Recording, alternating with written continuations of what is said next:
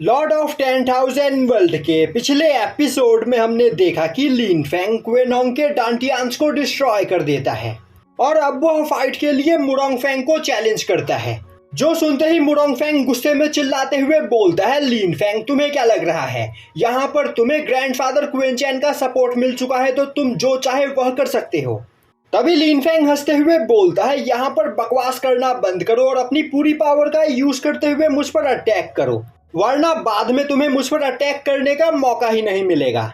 यह सुनते ही मुरोंग फेंग अपने हरिकेन मार्शल सोल का यूज करते हुए अपने हरिकेन फिंगर से लिन फेंग के ऊपर अटैक करता है, पर तभी लिन फेंग अपने डिवाइन एप मार्शल सोल को बाहर निकालते हुए उसके हरिकेन फिंगर को डिस्ट्रॉय कर देता है। जो देखते ही क्वेनोंग परेशान हो जाता है और बोलता है, लिन फेंग अंकल मुरोंग फेंग से ज्यादा पावरफुल हो चुका है तो हमें यहाँ से भागना होगा।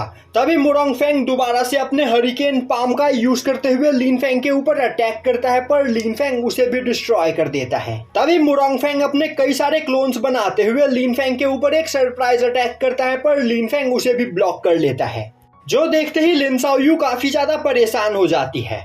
दूसरी ओर यह देखकर क्वेनोंग मन ही मन खुश होते हुए सोचने लगता है, अंकल मुरोंग फेंग के पास हरिकेन मार्शल सोल है और उनके हरिकेन मार्शल सोल की वजह से उनकी स्पीड बहुत ही ज्यादा फास्ट हो जाती है और लिन फेंग यहाँ पर कभी भी अंकल मुरोंग फेंग के स्पीड को मैच नहीं कर पाएगा। दूसरी ओर लिन फेंग अपने आइस ड्रैगन सील का यूज करते हुए मुरोंग फेंग के सभी क्लोन्स को फ्रीज कर देता है, पर मुरोंग फेंग की रियल बॉडी खुद को आजाद करते हुए लिन फेंग से दूर हट जाती है और अब मुरोंग फेंग उस जगह से भागने की कोशिश करता है। जो देखते ही लिन फेंग उसके ऊपर अपने आइस फ्लेम मीटियोर फिस्ट से अटैक करता है। यह देखते ही मुरोंग फेंग अपने पास से एक हरिकेन शील्ड को बाहर निकालते हुए उससे लिन फेंग के अटैक को ब्लॉक करते हुए वहां से भागने लगता है। तभी लिन फेंग अपने ड्रैगन ब्लेड को बाहर निकालते हुए डिवाइन एप मार्शल सोल का यूज करते हुए मुरोंग फेंग के ऊपर अटैक करते हुए उसके भी डांटियांस को डिस्ट्रॉय कर देता है। और अब मुरोंग फेंग हैरान होते हुए बोलता है, लिन फेंग तुम डिवाइन मार्शल रेलम के 6th लेवल पर पहुंच चुके हो और अब तक तुम यहाँ पर अपनी पावर को छिपा रहे थे। यह सुनते ही बगल में खड़ी स्वान यू काफी ज्यादा हैरान हो जाती है और अब वहां पर डांटियांस डिस्ट्रॉय हो जाने की वजह से मुरोंग फेंग की हालत धीरे धीरे खराब होने लगती है। जो देखते ही क्वेनोंग काफी ज्यादा डर जाता है और अब वह लिन फेंग के सामने बो डाउन करते हुए बोलता है, ब्रदर लिन फेंग प्लीज मेरी जान बख्श दो, मैं प्रॉमिस करता हूँ कि आज के बाद मैं किसी भी कमजोर कल्टीवेटर को बुली नहीं करूंगा। तभी लिन फेंग बोलता है, क्वेनोंग आज मैं तुम्हें जिंदा छोड़ रहा हूँ, पर आइंदा मैंने दोबारा तुम्हें किसी को बुली करते हुए देखा तो मैं तुम्हें जान से मार दूंगा। यह सुनते ही क्वेनोंग काफी ज्यादा खुश होता है और अब वह एक सोल्जर को मुरोंग फेंग को उठाने के लिए बोलता है, जिसके बाद वह वहां से जाने लगता है। तभी एक सोल्जर क्वेनोंग से बोलता है, मास्टर अगर हम इस बारे में आपको फादर को बताएंगे तो आपके फादर लिन फेंग के साथ साथ उसके पूरी लिन फैमिली को डिस्ट्रॉय कर देंगे।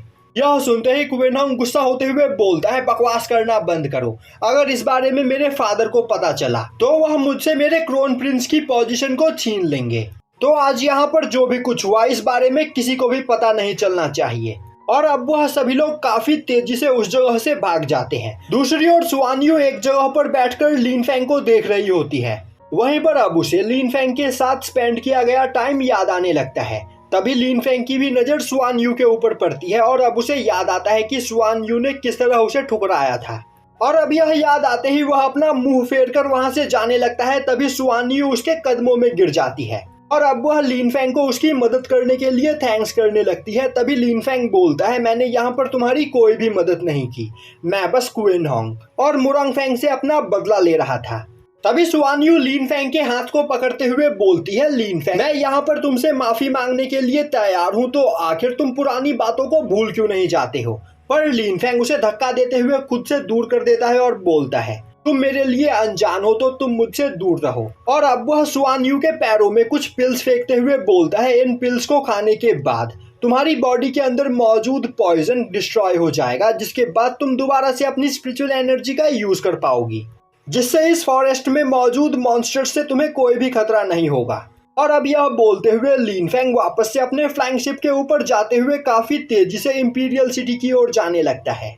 अब लिन फेंग को वहां से जाते हुए देखकर स्वान यू चिल्लाते हुए बोलती है, लिन फेंग तुम चाहे कुछ भी क्यों ना करो, मैं इतनी आसानी से तुम्हारा पीछा नहीं छोड़ूंगी। अब सीन शिफ्ट होता है और हमें दिखाया जाता है कि लिन फेंग अपने फ्लाइंग शिप पर एक जगह पर खड़ा होता है।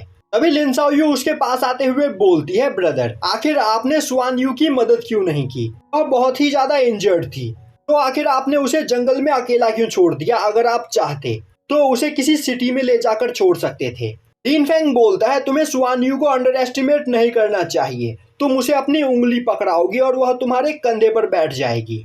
इसीलिए मैं तुम्हें यह सलाह देना चाहता हूँ कि जितना हो सके स्वान यू से दूर ही रहने की कोशिश करना। अब सीन शिफ्ट होता है और हमें बिंगलुआन को दिखाया जाता है, जो कि एक जगह पर बैठकर कल्टीवेशन कर रही होती है और अब वह ब्रेक थ्रू करके हेवनली मार्शल रैलम के 7th लेवल पर पहुंच जाती है और अब वह सोचने लगती है अपनी इस पावर के साथ वह थंडर गॉड पैलेस की आउटर डिसाइपल तो पक्का बन सकती है। पर लिन फेंग बहुत ही ज्यादा पावरफुल है और वह बिना किसी प्रॉब्लम के थंडर गॉड पैलेस का इनर डिसाइपल बनने में कामयाब हो जाएगा। तभी उस जगह पर एक सर्वेंट आती है और अब वह बिंगलुआन को बताती है कि बिंगलुआन से उसके ग्रैंडफादर यहाँ पर मिलना चाहते हैं। जो सुनते ही बिंगलुआन अपने फैमिली के हॉल में आती है और अब वो अपने ग्रैंडफादर को ग्रीट करती है। तभी उसकी नज़र हॉल में बैठे हुए एक ओल्ड मैन के ऊपर पड़ती है और यह ओल्ड मैन एक मार्की गोंगसुंग युआन होता है। तभी बिंगलुआन के ग्रैंडफादर बोलते हैं, बिंगलुआन गोंगसुंग युआन और उसके ग्रैंडसन क्विन युआन को भी ग्रीट करो। अब बिंगलुआन उन दोनों को भी वहां पर ग्रीट करती है। तभी बिंगलुआन की नजर क्विन युआन के ऊपर पड़ती है और अब क्विन युआन को देखते ही वह काफी ज्यादा हैरान हो जाती है, क्योंकि 19 साल की ही एज में Qin Yuan divine martial realm के 6th लेवल पर पहुंच चुका होता है और ब्लू ड्रैगन डायनेस्टी में डिवाइन मार्शल रैलम के 6th लेवल पर मौजूद कल्टीवेटर को एक पावर हाउस कंसीडर किया जाता है। तभी गोंगसुंग युआन हंसते हुए बोलता है, बिंगलुआन जब मैंने पिछली बार तुम्हें देखा था तब तुम बहुत ही ज्यादा छोटी थी।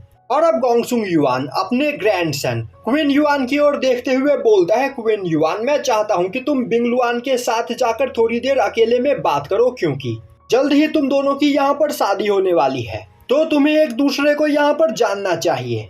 यह सुनते ही बिंगलुआन काफी ज्यादा हैरान होती है और अब वो अपने ग्रैंडफादर से बोलती है, ग्रैंडफादर आखिर इस जगह पर यह क्या चल रहा है? तभी बिंगलुआन के ग्रैंडफादर हंसते हुए बोलते हैं, बिंगलुआन गोंगसुंग यान यहाँ पर मेरे पास एक मैरिज प्रपोजल लेकर आया है। वह अपने ग्रैंडसन की शादी तुम्हारे साथ करवाना चाहता है। और तो और क्विन युआन के फादर ने आज से 20 साल पहले थंडर गॉड पैलेस को ज्वाइन किया था, जहाँ पर वह क्विन युआन की मदर से मिला और उन दोनों ने शादी कर ली, जिसके बाद थंडर गॉड पैलेस के अंदर ही क्विन युआन का जन्म हुआ। और पिछले 19 सालों से Qin Yuan thunder god palace के अंदर कल्टीवेशन कर रहा है, जिस वजह से इतनी कम एज में ही यह इतना ज्यादा पावरफुल है। और अगर यहाँ पर तुम्हारी शादी क्विन युआन से हो जाती है तो तुम बिना किसी प्रॉब्लम के थंडर गॉड पैलेस को ज्वाइन कर सकती हो। तभी बिंगलुआन बोलती है, ग्रैंडफादर मैंने आपको पहले ही बताया था कि मैं किसी और से प्यार करती हूँ। और तो और ग्रैंडफादर क्विन चैन ने हमारी शादी को यहाँ पर मंजूरी भी दे दी है, तो मैं क्विन युआन से शादी नहीं कर सकती हूँ। तभी बिंगलुआन के फादर गुस्से में चिल्लाते हुए बोलते हैं, बिंगलुआन शादी कोई बच्चों का खेल नहीं, और आखिर अंकल क्विन चैन कौन होते हैं तुम्हें शादी की परमिशन देने वाले? तुम्हें उसी जगह पर शादी करनी होगी जिस जगह पर हम चाहेंगे। और तो और Qin Yuan thunder god palace का डिसाइपल है, और अगर यहाँ पर तुम्हारी शादी क्विन युआन के साथ होती है तो इससे हमारी फैमिली और भी ज्यादा पावरफुल बन जाएगी।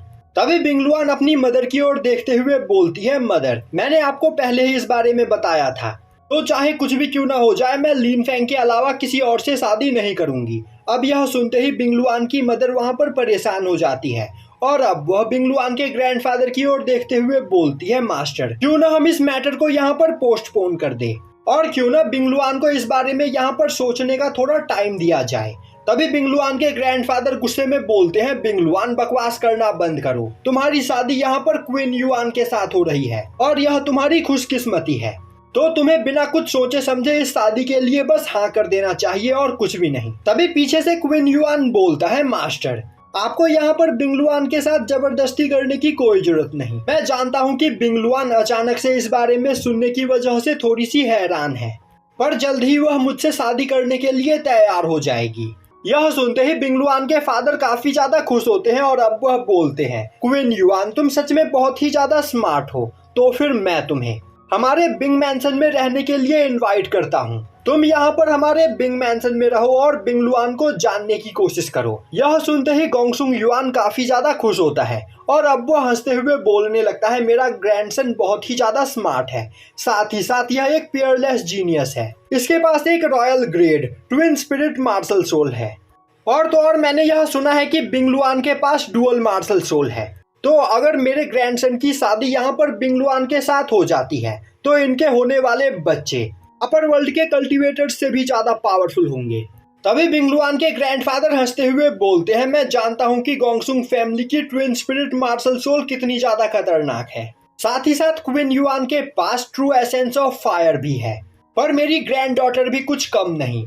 इसके पास आइस फिनिक्स और आइस ड्रैगन मार्शल सोल है और तो और ट्रू एसेंस ऑफ आइस। तो इन दोनों की शादी से यहाँ पर हम दोनों फैमिली को बहुत ही ज्यादा फायदा होगा।